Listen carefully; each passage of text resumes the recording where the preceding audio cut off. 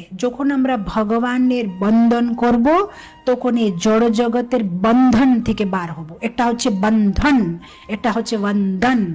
আপনারা যদি দেখেছেন স্ট্যাম্প প্যাড দেখেছেন কোনোদিন? স্ট্যাম্প প্যাড, ওই যে ইসকন বলে লেখা থাকে, ওই ইঙ্ক দিয়ে স্ট্যাম্প প্যাড লাগাতে হবে, বিবিটি ইসকন। আপনি যদি স্ট্যাম্প প্যাডকে দেখবেন না এরকম করে, ওই স্ট্যাম্প প্যাডটা একটু উল্টা উল্টা লেখা থাকবে। আপনি ভাবেন এটা কি না উল্টা লেখা আছে, কিন্তু যদি আপনি ইঙ্ক দিয়ে থাপা মারবেন তখন দেখবেন সাজা আছে, সব কিছু সাজা আছে, এখানে দেখতে উল্টা আছে।